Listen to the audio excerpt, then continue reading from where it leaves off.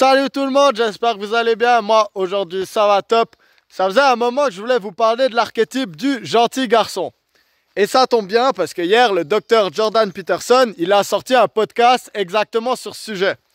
Donc voilà, Peterson, il y a des trucs qu'il a dit cette dernière année, j'ai pas trop aimé. Mais ça reste quand même un gars super intéressant et un expert dans la psychologie. Et là, il a fait un podcast avec le docteur Keith Campbell, je vous le mets dans la description. Et justement, il parle de cet archétype du gentil garçon et des pervers narcissiques. Parce que le mec, l'invité du podcast, c'est un expert du narcissisme, justement. Et en fait, j'ai trouvé le podcast super intéressant. Ça m'a mis un peu de la structure dans mes idées. Et je me suis dit, je vais vous faire une vidéo où je vais mettre en parallèle l'archétype du gentil garçon et celui du bad boy pervers narcissique. On va parler des deux côtés du spectre et je vais vous parler de leur rapport aux femmes en fait.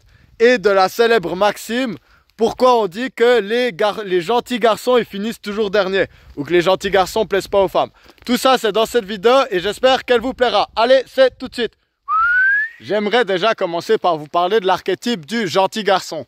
Parce que comme dirait le tonton Stéphane Edouard, gentil garçon n'est pas garçon gentil. Attention, c'est pas une équivalence. Hein. Alors, le gentil garçon, il y a une vidéo qui va résumer un peu le tout que j'ai vu il y a pas très longtemps. Alors bon, voilà, c'est en anglais, je vous la mets quand même dans la description. C'est une commentatrice américaine qui fait plutôt de l'humour, on va dire. En tout cas, moi, je la trouve super marrante. Ça s'appelle Shoe on Head, donc je vous mets la vidéo dans la description. Et elle fait une rétrospective de nice guys moment, justement, d'actions en fait de gentils garçons, des choses sur des forums, des photos Instagram, des trucs comme ça, des messages surtout aussi. Et cette vidéo, elle montre vraiment à quel point en fait il y a vraiment un archétype de garçon. Et je vais pas dire d'homme justement parce que c'est des garçons encore. Et ça va être très intéressant pour la suite de la vidéo. En fait, ils sont tous sauf gentils. Donc c'est des énormes simps, ils vont commencer à écrire à la femme comme si c'était une déesse, je sais pas quoi. Waouh, tu respires tellement de blablabla, j'aimerais renifler tes pieds pour j'en sais rien quoi, parce que vraiment c'est tellement bizarre. Alors voilà, je sais que mon audience principale c'est des femmes, donc vous-même vous devez savoir mieux que moi à quel point les gars ils peuvent être bizarres dans des situations comme ça. Mais en tout cas dans ces messages c'est vraiment fou, ils commencent à dire des trucs mais... des compliments mais tellement impersonnels et bizarres. Et quand la femme par exemple elle prend juste 1 heure pour pas répondre, mais ils envoient des pavés de haine en fait. Puis cette vidéo en même temps elle est marrante, mais en même temps il y a vraiment des moments même si j'ai l'impression de quand même être assez conscient de ces dynamiques là, il y a quand même eu des moments où j'ai eu vraiment beaucoup d'empathie pour les femmes quoi, parce que vraiment ça me rappelle. Alors des fois je suis critique, je parle de choses et tout, mais les femmes, elles doivent vraiment gérer des gars bizarres, vraiment souvent. Et c'est un truc que nous, les gars, on doit toujours se rappeler. C'est ok.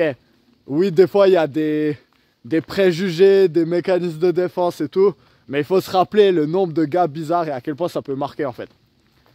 Mais en gros, vraiment, on voit ces messages de haine dès qu'il y a un refus, en fait. Et ça, c'est un truc typique qu'on voit chez les gentils garçons, en fait. C'est... un narcissisme mais de niveau en fait d'enfant de 2 ans qui a pas du tout appris en fait à se réguler, parce que ils veulent quelque chose et ils vont manipuler leur voix. Ils vont pas avoir une personnalité propre, des avis, des convictions, une morale en fait. Ils vont juste se dire qu'est-ce que cette fille elle va pouvoir aimer, qu'est-ce que je pourrais dire pour la flatter, qu'est-ce qui pourrait en fait la faire se dire waouh, j'aime trop son compliment, waouh, j'aime trop sa gentillesse, il est trop gentil.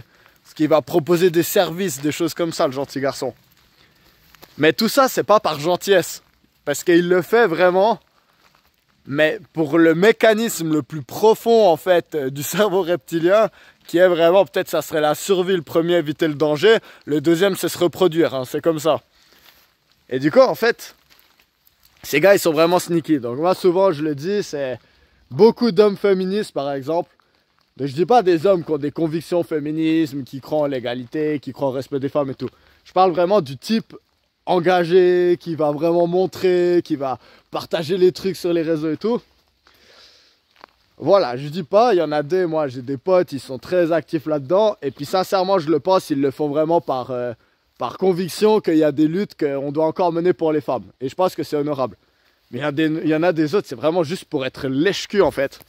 Et après, par derrière, dans leur groupe de potes, ils vont être super misogynes concrètement, hein, super misogynes. Et surtout, ils vont vraiment limiter les femmes à un objet de désir en fait. Ils vont pas vraiment les traiter comme des vrais individus. Et ça, je pense que c'est quelque chose que les femmes, elles ressentent vraiment fort en fait. Le problème de ces gars, c'est que si on regarde au développement de l'adolescence, tous les types de personnalités, on pourrait les représenter dans des cloches de Gauss en fait. Gauss. En gros, ça veut dire quoi? C'est qu'il y a une minorité qui est dans un extrême, la majorité, elle est répertoriée vers le milieu, et il y a une autre minorité qui est vers l'autre extrême en fait. Et une de ces composantes qu'on pourrait étudier justement chez les hommes dans le développement adolescent, ça va être le respect des règles. Donc en gros, est-ce qu'on est un gentil garçon ou est-ce qu'on est plutôt un bad boy en fait? Alors qu'est-ce qu'on verra? On verra qu'il y a des garçons qui vont jamais briser aucune règle en fait. Ils vont être toujours obéissants. Dès que les gars ils se mettent en groupe pour faire un coup, une farce ou je sais pas, braquer un truc ou faire une connerie quoi, ils vont dire non, ils vont se dissocier en fait. Et souvent, c'est le type qui est très proche de ses parents en fait et qui a très peur de décevoir l'autorité, décevoir le professeur, les parents, le coach, j'en sais rien, le gérant d'une activité. De l'autre côté des extrêmes, on va avoir le délinquant extrême. Alors ouais, en D, il a 12-13 ans, mais il a déjà les traits sociopathiques hyper forts en fait et il va respecter aucune règle. Et ça peut aller loin, donc ça peut être des règles évidemment contre une institution, donc il va jamais faire ses devoirs, il va essayer de voler des trucs à ses potes, il va défier l'autorité, il va insulter, il va essayer de voler des voitures, foutre le feu à des trucs. Bref, vous voyez très bien de quoi je parle en fait. Et au milieu, on a justement la majorité des garçons. C'est-à-dire qu'ils vont se retrouver là, et puis il y en a des, ils vont plutôt, ça va dépendre un peu avec qui on s'allie après. Mais il y en a des, ils vont plutôt aimer être avec vraiment ceux qui foutent vraiment la merde, on va dire. Faire 2-3 trucs, avoir 2-3 histoires à raconter, se dire ah ouais, ben voilà, une fois j'avais 15 ans, j'ai bu du vin ou j'ai bu de la bière avec mes potes, voilà, on n'avait pas le droit mais je me suis bourré la gueule. Mais c'était une fois, tandis que l'autre, c'est tout le temps, il a déjà commencé le crack à 12 ans quoi. Et en fait, ce qu'on va voir justement, c'est qu'on peut voir justement des problèmes de développement qui vont se retrouver dans les deux côtés des extrêmes de cette personnalité. D'un côté, évidemment, ceux qui ne suivent pas les règles, surtout à l'adolescence, c'est là où ils ont la testostérone le plus haut. Donc c'est là que les hommes sont le plus délinquants, surtout ceux justement qui ne respectent pas trop les règles. Donc ça va être les hommes qui vont être désagréables et peu consciencieux. Ces hommes-là, leur problème, ça va être surcriminalité, donc risque de finir en prison, dangerosité, justement, risque de se battre avec des personnes, voire de finir dans une fusillade, j'en sais rien quoi. Et ça va être aussi, évidemment, dépendance aux drogues et ce genre de choses. De l'autre côté, les garçons gentils, justement, qui brisent vraiment pas les règles, ce qu'on voit, justement, c'est qu'une fois arrivés à l'âge adulte, c'est des personnes qui vont être plus prônes à développer des pathologies de dépendance affective, en fait. Et aussi de dépression, victimisation, en fait. Et là, en gros, on peut déjà voir deux grosses tendances, justement, qui vont se retrouver entre les gentils garçons et ce qu'on appelle les bad boys. Le problème du gentil garçon, c'est qu'il a peur de décevoir l'autorité. Et une des autorités qui peut être trop prenante sur sa vie, c'est l'autorité de sa mère. Surtout dans le cas, en fait, où il n'a pas une figure masculine qui a pu justement un peu canaliser ces deux aspects yin et yang. Parce que bien sûr, c'est important que l'enfant, surtout le garçon, il ait une figure féminine dans sa vie qui lui apprenne à canaliser cette énergie, en fait. À pas être trop compétitif, à quand même prendre soin de lui et puis pas mettre le même pantalon 2 semaines de suite, à pouvoir justement se montrer un peu poli et pas toujours grossier, calmer sa compétitivité et son agressivité. Ça, c'est le rôle d'une mère, elle nous apporte ça en fait. Le problème justement, c'est que si on n'a pas fait ce stade de l'adolescence où on dit ok, mais ma foi, il y a des fois je vais décevoir ma mère parce que je suis un homme, je vais pas pouvoir vivre toute ma vie en me disant waouh, ma mère elle devra approuver 100% de ma vie. Parce que quand on fait ça, qu'est-ce qui se passe en fait? On freine beaucoup trop cette énergie yang. Et du coup, qu'est-ce qui va se passer? On va chercher à avoir l'attention de notre mère, non pas en suivant son propre système de valeurs, mais en faisant que des choses qui vont lui faire plaisir à elle. Donc justement, on va apprendre un peu ce côté manipulateur. Et avec sa mère, ça va vraiment fonctionner parce que ça peut vite devenir une relation malsaine en fait de fils à mère où justement, en fait, ça permet aux deux sexes d'avoir la validation et l'amour du sexe opposé sans que ce soit forcément justement de manière romantique où justement on est forcé à être jugé par l'autre en fait. En gros, romantiquement, qu'est-ce qui se passe si on fait trop de chichi, si on n'est pas attirant et tout, bah, l'autre personne elle va partir. Et du coup, en fait, c'est ça qui va se faire des fois, que ces relations elles peuvent être trop prenantes. Et du coup, qu'est-ce qu'il va faire le gentil garçon? À un moment, il va quand même avoir de la libido et sa mère, il peut pas la baiser. Donc, cette relation, en fait, même si c'est bien d'avoir une relation fusionnelle avec sa mère, là, je suis pas du tout en train de dire le contraire, il lui faut quand même quelque chose d'autre dans sa vie. Il lui faut sa femme à lui. Le problème, c'est qu'en fait, s'il n'a pas accepté sa propre route, son propre système de valeurs, où est-ce que lui, il veut mettre les limites de sa vie sur certains sujets, parce que ça va pas être la même chose que sa mère, forcément, ou que son père non plus. Donc, c'est justement là, à l'adolescence, on teste un peu les choses, on fait des erreurs, on se pète la gueule pour comprendre, ah ouais, ça, c'est ma route, et puis il y a des autres choses, on dit, ah non, mais ça, mes parents, ils ont fait comme ça, mais ça va pas marcher pour moi, moi, je dois faire de cette manière-là, en fait. Et le gentil garçon, il n'a pas séparé ça.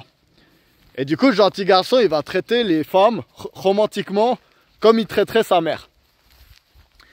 Et ça, on le voit du coup. Hein. Ça, n'importe quelle femme, vous pourrez commenter si vous avez eu des expériences avec des gentils garçons. Justement, ils vont se montrer très romantiques, très gentils, très vraiment tout un peu, tout chouchou en fait. Ils vont dire des choses gentilles, ils vont vraiment pas avoir d'avis en fait. Ils vont toujours dire ah mais c'est où tu veux, t'inquiète pas, on va manger où tu veux, on mange ce que tu veux. Ah mais on peut faire ça, ah mais tu veux que je mette quel habit après? Ah ouais non mais c'est égal, on peut faire comme tu veux, blablabla blablabla. Puis ça souvent justement bah, ça fait péter les plombs aux femmes. Hein. Donc le truc des habits, vous me direz si c'est vrai ou pas. Mais il y a un moment, mec t'es un adulte, tu devrais savoir qu'est-ce qu'il faut mettre comme habit selon la situation en fait. Et du coup, en fait, les femmes qui sortent avec des gentils garçons, ben justement, très vite, elles vont avoir l'impression qu'elles sont avec un autre enfant, qui est vraiment dépendant. Puis là, j'ai même pas touché l'aspect émotionnel, en fait. Hein. Donc, le gentil garçon, évidemment, il va pas parler d'émotions avec ses amis et tout ça. Et du coup, sa seule charge émotionnelle, ça va être sa petite copine ou sa femme, quoi. Ça va être sa seule source de tendresse qu'il va avoir. Et ça, c'est pour ça que les femmes, elles vont être très vite saoulées du gentil garçon. Si on a les gentils garçons d'un côté du spectre, de l'autre, on a les bad boys, justement. Et du coup, les gentils garçons, ils aiment bien dire « Ah, mais les filles, elles s'intéressent que aux bad boys. » Et du coup, on va un peu s'intéresser là-dessus. Le mec qui va être à l'autre opposé, justement, du spectre, on va dire, de désagréabilité ou de propension à défier l'autorité, lui, ça va être quelqu'un qui, au contraire de vouloir... respecter toutes les règles de peur de créer des micro-conflits et puis de se voir retirer de l'attention parce qu'il va être vraiment dépendant affectif en fait et il pourrait pas s'imaginer décevoir n'importe qui dans sa vie. Le mec qui est de l'autre côté, lui, il s'en bat les couilles en fait. Lui, c'est ses règles pour ses règles et il est prêt à utiliser tout type de domination en fait pour arriver à ses fins. Ces personnes-là, on va souvent les retrouver dans des gangs notamment. Donc justement, ils vont vraiment essayer d'arriver à la hiérarchie, en haut de la hiérarchie, en brisant des règles, en fait, en s'organisant avec des économies parallèles, des choses comme ça. Ce qui est très intéressant, c'est le travail qui a été fait en fait sur les chimpanzés par le docteur Duval. Alors je crois qu'il est zoologue lui à la base ou un truc comme ça. Mais justement, il étudie les structures hiérarchiques chez les chimpanzés. Et la question chez les chimpanzés, c'est justement, ils s'organisent avec des mâles alpha en fait qui vont contrôler la reproduction des femelles. Donc ils vont choisir quels autres chimpanzés ont accès aux femelles. Ils choisissent les femelles qu'ils préfèrent en fait. Et il y a même un système de répartition de nourriture en fait. C'est lui qui choisit qui mange pas, qui mange en premier, etc. Et en fait, il y en a des, ils arrivent au pouvoir par la force. En étant le chimpanzé le plus fort en fait et en détrônant l'ancien alpha en fait par la force. Et à la question combien de temps ça dure une structure comme ça, c'est une saison, c'est 2-3 mois en fait. avant que le chimpanzé il se fasse démembrer par deux autres chimpanzés qui se sont mis d'accord, nous on va changer la structure et lui on va le buter. Puis les chimpanzés, je vous assure, si vous pensez que la nature elle est pas violente, regardez pas ce que les chimpanzés ils font, hein, parce que c'est vraiment vraiment chaud, hein. Ils se démembrent et puis c'est atroce, hein. Ils montrent des exemples. C'est pareil chez les hommes en fait. Ça c'est quelque chose qu'on va retrouver. Les hommes qui vont avoir le comportement vraiment le moins canalisé, le plus dans l'énergie yang, le plus compétitif, respect d'aucune règle et tout, c'est des mecs qui vont pas bien réussir dans la vie en fait. Parce que justement, ils vont pas réussir à créer des relations en fait qui vont leur apporter des choses sur le long terme. Donc ces gars-là en fait, c'est dans l'extrême, c'est la tétrade noire en fait, hein. Donc les narcissiques, les machiavéliques, les psychopathes et les sadiques. Donc eux, ils sont vraiment à l'extrême du spectre. En fait, ces gars-là, dans une ville, ils peuvent réussir à vivre, on va dire, mais même dans un village, ça devient beaucoup plus compliqué. Parce que le mot, il va courir très vite, que tel gars ou telle femme, il ne faut pas lui faire confiance en fait. C'est un manipulateur qui va être violent, qui va mentir, qui va voler, qui va peut-être encore une autre chose qui ressemble à ça. Et que du coup, il faut faire très attention à ça en fait.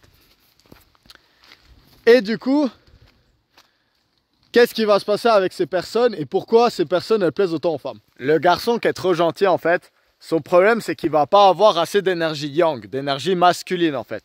Il va se laisser marcher dessus, donc il va pas être protecteur, puis il va pas pouvoir guider, il va pas pouvoir se montrer leader. Et du coup le problème avec les femmes qui sont avec des gars comme ça, c'est qu'elles vont pas pouvoir éclore dans leur côté féminin. Alors elles vont pouvoir travailler leur côté masculin, c'est bien, leur énergie yang à elles. Et je pense que c'est important, surtout dans un couple. C'est pas juste un stéréotype pur H, pur F. On est chacun des mélanges en fait. Mais néanmoins, quand même, c'est important pour une femme de pouvoir se découvrir en tant que femme en fait. Du côté Athéna. Et ce qui va se passer, c'est que le gentil garçon, il va seulement éveiller l'instinct maternel de la femme, pas le côté amante. Et pour ça, elle a besoin d'un homme en fait qui puisse la traiter comme une femme, pour lui faire des enfants et qu'après elle puisse se sentir mère avec les enfants et femme avec son mari. Donc voilà, ça c'est en théorie comment ça se passe. Même si je le rappelle, voilà, on n'est pas pur H, pur F. Dans un couple, c'est ça qui est beau, c'est justement la danse entre ces énergies yin et yang qui peuvent se retrouver chez les deux personnes et la capacité alchimique après à justement se centrer. Ce qui va se passer en fait, c'est que l'instinct féminin, et là on va parler du mythe de la belle et la bête, ça va être de pouvoir canaliser la bête. Du coup en fait, quand la femme elle est avec le gentil garçon, elle ressent pas ce côté justement où elle va se sentir vulnérable, c'est excitant parce qu'elle sait pas le gars qu'est-ce que c'est son plan, lui il suit pas le plan des autres, du coup lui il peut partir à l'aventure, lui il fait ce qu'il veut, lui il sait ce qu'il veut en fait et du coup dans des moments, bah, souvent il va mieux coucher avec une femme, concrètement le bad boy, parce que s'il a assez de respect, donc là je suis pas en train de parler de l'extrême justement de mecs qui en auront rien à foutre, mais s'il a assez d'empathie et de respect pour quand même ne pas franchir les limites de la femme, il sait comment s'y prendre en fait. Il va chercher ce qu'il veut et souvent, je vais pas dire dans tous les cas parce que toutes les femmes sont différentes, mais souvent ça va être quelque chose d'apprécié par rapport au gars bêta soja en fait qui sait pas quoi faire, qui doit demander à sa fille mais tu veux que je te fasse quoi, tu veux que je fasse quoi et tout. Voilà, ça c'est pas très attirant. Et en fait, ce qui va se passer, c'est qu'aujourd'hui, il y a deux grandes transformations hormonales qui ont lieu en fait dans la société. Et ça, c'est pas des choses qu'on peut prendre en fait, on peut se dire que c'est pas important. La première, c'est que la testostérone des hommes, elle baisse. Donc les hommes plus féminins, ils sont de plus en plus nombreux. Et au contraire, justement, les hommes assertifs, en fait, ils deviennent plus rares. Donc ça, c'est une réalité, on va dire, hormonale, en fait, qu'on peut étudier. L'autre grosse différence, qui est encore beaucoup plus importante, c'est la pilule contraceptive. Et les autres types de contraception hormonale, en fait, que les femmes, elles ont eu accès depuis, justement, quelques années. Oula, une voiture. avant, on n'avait pas justement tous ces outils contraceptifs pour les femmes. Et du coup, c'est une véritable révolution en fait sociologique qui se passe. C'est que maintenant, en fait, le coût pour les relations court terme pour les femmes, il a énormément baissé. Même si, voilà, c'est un vaste sujet, je vais faire plusieurs vidéos sur ça, parce que même si en théorie, en fait, ça permet aux femmes justement d'avoir accès à plus de sexualité court terme, dans la pratique, en fait, ça marche pas toujours. Donc on a aussi beaucoup de mères célibataires, beaucoup plus qu'avant, justement. Mais par rapport justement au bad boy, la femme, elle va avoir un instinct justement de vouloir canaliser cette énergie, ce trop-plein masculin en fait. Et ce qu'il faut savoir, c'est que une femme qui est vraiment dans son énergie yin, c'est une possibilité qu'elle a. C'est clair et net. Un homme, quand il va se mettre en couple avec une femme dont il est amoureux, tout ce côté bestial masculin, il va baisser automatiquement. Ça, c'est une évidence. Hein. Et c'est encore plus le cas quand il devient père. Donc là, de nouveau, la testostérone, elle baisse beaucoup. Déjà, naturellement, pour les hommes, après 25 ans, elle baisse. Quel que soit notre statut, justement, en couple ou pas. Et quand on se met avec une femme, un partenaire long terme, et quand on a des enfants, ça continue de baisser. Pourquoi? Parce qu'en gros, la testostérone, c'est bien pour la compétitivité. Quand on est en âge d'être compétitif avec les autres garçons pour montrer notre valeur sur le marché de l'amour. Mais une fois qu'on a des enfants, il faut se calmer parce que sinon on va faire une partie de lutte contre son fils de 3 ans et puis on va le slammer comme si c'était notre adversaire quand on avait 18 ans et puis qu'on faisait des sports de combat. Ça marche pas comme ça. Mais le problème en fait, c'est que maintenant qu'il y a plus de femmes qui ont accès justement à une sexualité court terme, on voit quelque chose en fait, c'est que l'extrême des hommes, les moins, on va dire justement, empathiques, les plus désagréables, c'est qu'eux, vraiment, en fait, ils vont penser que à la gratification court terme. Et du coup, une des énormes corrélations qu'on trouve en psychologie, c'est de faire partie de la tétrade noire. Donc, comme je l'ai dit, les psychopathes, les narcissiques, les machiavéliques, les sadiques. Et les rapports sexuels à court terme. Donc, les coups d'un soir et tout.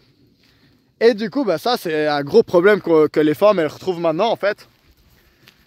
C'est que si on mélange ce fantasme de pouvoir tamiser l'énergie masculine agressive de l'homme, plus le fait qu'aujourd'hui on vit dans une culture qui encourage de plus en plus en fait l'exploration sexuelle, on va retrouver beaucoup de femmes qui vont délaisser justement les hommes dépendants affectifs parce que c'est pas intéressant, donc elles ont raison de le faire, mais qui vont se concentrer vers l'opposé en fait, l'autre archétype, donc le Andrew Tate ou le gars comme ça en fait, hein, le chauve avec le cobra tatoué, le motard qui prend de la coke, vous voyez très bien l'exemple en fait, le mec qui fait du rap et qui deal et tout. Et le problème c'est que ce gars justement, il n'est pas représentatif du reste des hommes et surtout il va pas être un garçon gentil non plus pour autant en fait. Et du coup il va y avoir beaucoup de filles qui se font briser le cœur par des garçons comme ça. Quand on est en fin d'adolescence ou la vingtaine, on va plutôt chercher des relations amoureuses sur le court terme, qui créent de l'excitation en fait, qui nous créent le sentiment amoureux. Tandis que quand on vieillit, justement, on va plus rechercher des relations qui s'alignent sur nos valeurs en fait, et sur la compétence concrètement. Donc, quand on est jeune, on va chercher l'archétype féminin si on est un homme, et l'archétype masculin extrême si on est une femme, justement. Et après, plus tard dans la vie, on réalise en fait que c'est bien d'être un peu plus équilibré justement. Parce que les archétypes de l'instagrammeuse Bimbo ou d'Andrew Tate, voilà quoi, ça va un moment, mais c'est pas avec ça que tu construis un truc stable qui dure sur le temps en fait, justement. À cause de l'extrémité de ces types de personnalités. Le problème, c'est qu'aujourd'hui, avec les réseaux sociaux, ça va vraiment favoriser les narcissiques, justement. Parce que les narcissiques, qu'est-ce qu'ils vont faire quand ils sont vraiment dans l'extrême, en fait, du spectre sociopathique, on va dire, si on pourrait l'appeler comme ça, c'est qu'en fait, vraiment, ils vont juste chercher la gratification à court terme aux dépens de la gratification long terme. Donc, s'ils sont même pas vraiment égoïstes, en fait. Parce qu'on pourrait se dire, voilà, moi, je suis égoïste, je pense qu'à moi, mais à ce moment-là, on pourrait se dire, ah ben voilà, mais je pense à moi, mais à moi aujourd'hui, moi demain, moi dans un mois, moi dans 20 ans. Donc par exemple, ça pourrait être, je paye rien à personne et je mets tout dans un compte d'épargne et puis je fais des investissements dans des cryptos et des immobiliers, je sais pas quoi, et je partage rien que pour moi. Mais je pense long terme, qu'est-ce que je pourrais avoir le plus? Le narcissique, il est vraiment, son lobe préfrontal, il n'est pas assez développé en fait. Donc il a le cerveau d'un gamin de 2 ans à ce niveau-là. Donc il peut réfléchir comme un adulte, mais il va juste se dire qu'est-ce qui peut m'apporter de la validation, du statut éphémère, ce genre de choses, sur le court terme, quitte à mentir, rementir, manipuler, tromper, etc. Et le problème, c'est que les narcissiques, ils sont très très forts pour mimer en fait la compétence. Donc ils vont voir des gens qui ont du statut, ou qui ont l'impression d'avoir du statut, de nouveau, parce qu'on peut même imiter des imitateurs. Et en fait, ils vont faire semblant de... Ils vont se demander qu'est-ce que c'est les traits qu'ils ont et tout. Puis ils vont vraiment le portrayer. Donc, comment on le voit? Ben, on va le voir avec des gars qui vont aller sur Tinder et qui vont louer des voitures de sport et qui vont faire des photos de profil où ils conduisent des Ferrari ou je sais pas quoi. Ils s'en foutent d'être des menteurs, de faire genre et tout. Eux, ce qu'ils veulent, c'est qu'une femme naïve, elle voit cette photo et elle se dise waouh, il a une Ferrari, c'est qu'il doit être super intelligent ou qu'il doit avoir un business qui marche en fait. Qui sont des bons indicateurs, concrètement, si c'était lui sa Ferrari. Alors voilà, il y a quelque chose de superficiel, mais si t'es quelqu'un qui peut se payer une Ferrari, il y a quand même une histoire à raconter derrière en fait. Quoi qu'on pense du capitalisme et tout, de comment on a pu avoir cette voiture, il y a des gens, ça va être entre guillemets pas mérité. Il y en a des autres, c'est parce qu'ils ont apporté quelque chose au monde, hein, c'est une réalité. Donc c'est normal que ça attire l'œil en fait, ce genre de statut, de symbole en fait, de vraiment de haut statut. Même si on sait que les milliardaires ils conduisent pas des Ferrari quoi. Les milliardaires ils conduisent des voitures toutes normales en fait, justement pour pas qu'on les reconnaisse. Mais ça c'est une autre question. Je vais pas parler des milliardaires parce que je suis pas milliardaire, donc voilà. Mais du coup, on va le voir aussi, justement, c'est quoi le problème? Dans les réseaux, les mecs, ils vont imiter les gangsters, par exemple. Parce que justement, vous êtes un Andrew Tate ou un 50 Cent ou je sais pas quoi. Puis les gars, ils vont être avec des guns, ils vont vendre de la drogue. Et il y aura 10 nanas super jolies en bikini qui dansent comme ça dans la maison. Et du coup, toi, t'es un ado et tu vas te dire, ah ben voilà, moi je veux ça en fait. Mais tu veux pas forcément, t'as pas les albums de rap en fait, l'argent, tout ça, qui justifie justement d'avoir des vraies nanas qui dansent dans ton salon. Et du coup, tu te dis, ben je vais faire semblant en fait. Tu vas acheter des abonnés sur Instagram, tu vas avoir des faux billets que tu vas montrer et tout. Et du coup, bah, les femmes naïves, les jeunes femmes naïves, maintenant qu'elles ont plus d'opportunités de poursuivre leurs histoires amoureuses, bah elles vont vraiment souvent tomber dans le panneau en fait. Et ça crée un très mauvais cycle justement. Parce qu'après, il y a les gentils garçons, ils vont préférer chouiner et puis se mettre sur leur sort de dire ah ouais mais Chad le méchant, il va baiser toutes les meufs mais il s'en fout d'elles. Sauf que lui, il essaye pas de sortir de sa dépendance affective pour ramener plus de mecs au milieu du spectre en fait. Pour qu'en fait les nanas elles puissent se dire ah ouais non mais Chad il est pas intéressant, Andrew Tate il est pas intéressant en fait, le pseudo rappeur Instagram de 20 ans qui se montre avec des armes, de la bœuf, de la thune, il est pas intéressant en fait parce que ce gars long terme il va pas m'apporter du bien, ce gars long terme c'est des problèmes.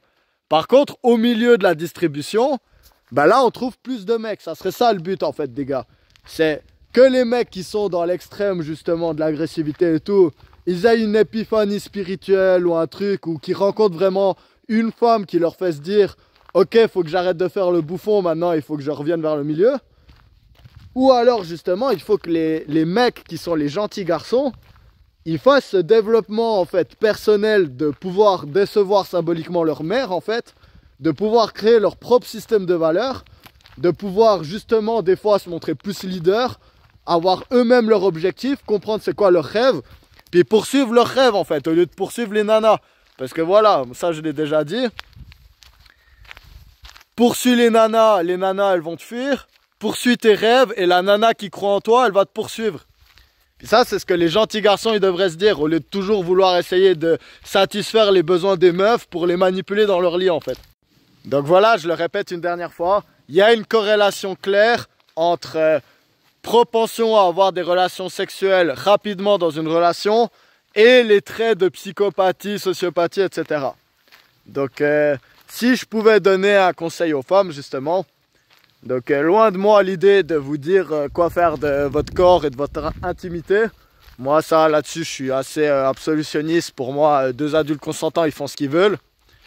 Je pense quand même que voilà, il faut toujours se rappeler que chaque action elle a des conséquences. Et d'ailleurs ça vaut la même chose pour les gars, hein, donc pareil. Moi je suis toujours du côté de la prudence. Donc je pense que c'est quand même important de connaître les personnes avec qui vous devenez intime. Et qu'une des manières d'éviter justement de vous retrouver avec un pervers narcissique, un psychopathe ou un gars vraiment chelou, c'est d'attendre un peu, hein, donc de prendre le temps de connaître la personne avant de la laisser vraiment rentrer dans votre intimité. Parce que la vérité, c'est que ces personnes-là, comme je l'ai dit, super impulsifs et tout, alors soit ils ont une rotation et tout, et du coup ça leur dérange pas d'attendre plus avec vous, justement, parce que de toute façon ils manipulent aussi 10 autres nanas en même temps. Mais en général, ils vont pas trop kiffer que vous les fassiez attendre. Donc voilà, ça peut peut-être paraître old school comme conseil, ou alors il y en a des, ils vont dire que c'est une énorme évidence en fait. Mais voilà, tout le monde a peut-être pas entendu ce conseil, mais je le donne quand même. Bah oui, attendez un peu avant de coucher avec un gars. Parce qu'il y a beaucoup de gars, ils peuvent se montrer très compétents, très socialement inscrits, très gentils, très charismatiques. Tout ça, mais en fait, derrière, c'est des ordures. Hein. Et puis un gars... D'ailleurs, il me faut aussi, hein, mais là on parle des méchants garçons et des gentils garçons. Mais un gars, il peut vraiment pourrir la vie d'une femme.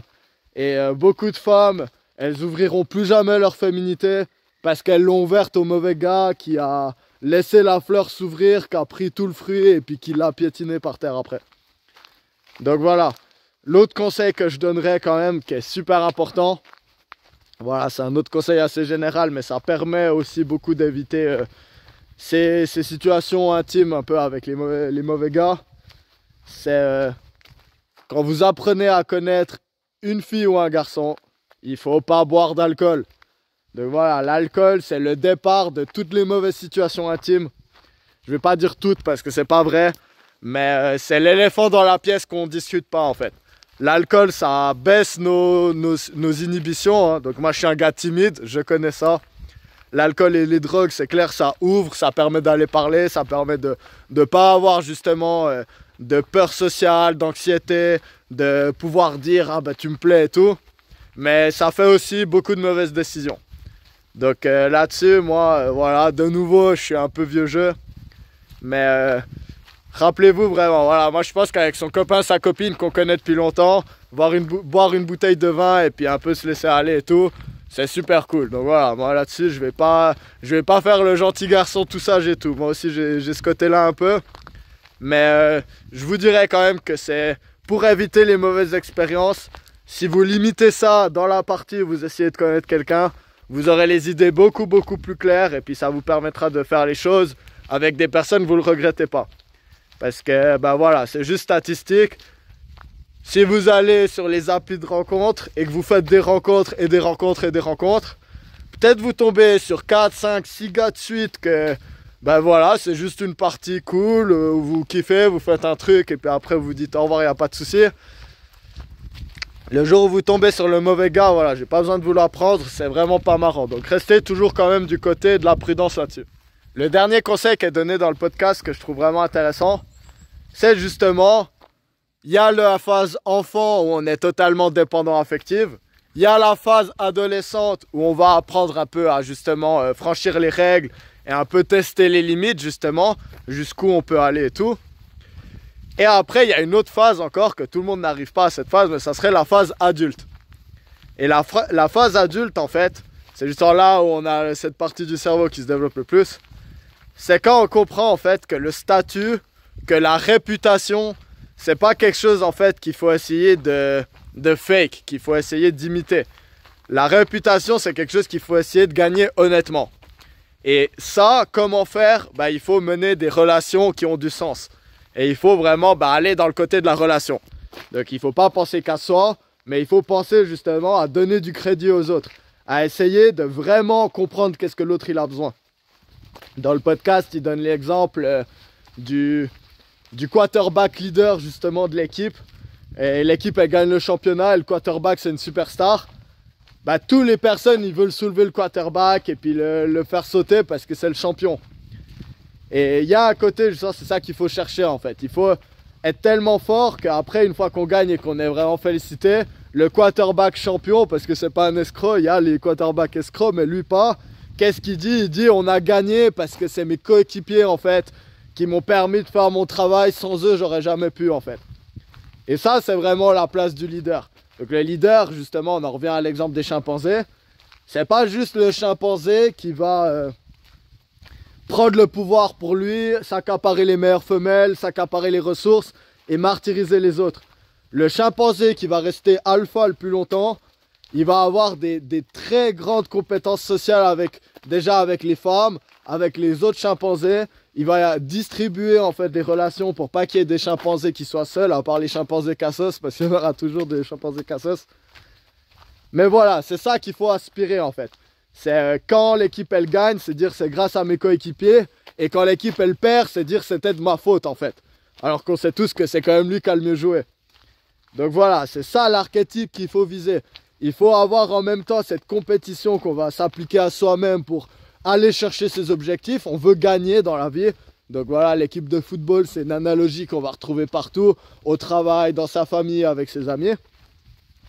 Mais on veut quand même se rappeler qu'on est inséré dans un groupe en fait. Et que le groupe en fait, c'est pas juste paraître beau, c'est pas juste dire waouh, j'ai trop bien joué, génial, il y a des articles de journaux sur moi qui disent que je suis le meilleur quarterback du pays. Non, non, non, c'est vraiment obtenir ce statut. Et une fois qu'on a ça, ben la vérité c'est que voilà, les femmes elles recherchent des hommes compétents, des hommes qui arrivent en dessus des hiérarchies. Puis une fois qu'on a ça, ben le problème là ça va être de rester fidèle à sa femme et de construire sa famille avec. Ça c'est des autres challenges. Mais voilà, je pense que tout homme devrait, ça c'est ma vision à moi en fait, tout homme devrait chercher à justement obtenir une vraie validation des gens, pas une validation superficielle, une vraie validation de sa société, des personnes qui l'entourent, devrait chercher justement l'approbation des femmes, le succès avec les femmes en fait, mais devrait en choisir qu'une. En gros voilà, on devrait avoir ce pouvoir en fait d'être attirant à beaucoup de femmes parce qu'on a obtenu son statut, parce qu'on s'est donné le meilleur de nous-mêmes, parce qu'on s'est bien intégré dans la société, pour en fait pouvoir avoir le choix de plusieurs femmes et choisir celle qui nous plaît le plus. Et après, commit avec cette femme, parce que moi, ma vision des choses en fait, c'est que c'est plus beau de choisir la personne qui nous plaît le plus et rester avec, que de satisfaire son plaisir personnel avec plein de meufs à chaque fois qu'on a l'occasion, parce que ça déstabilise énormément la société. Donc là on en revient, là c'est l'archétype du mauvais quarterback qui couche avec toutes les filles, qui les mène toutes en bateau et après les filles elles sont pas heureuses et tout, et puis les coéquipiers ils ont pas de copines non plus et du coup c'est la dèche, il y a des incels et tout.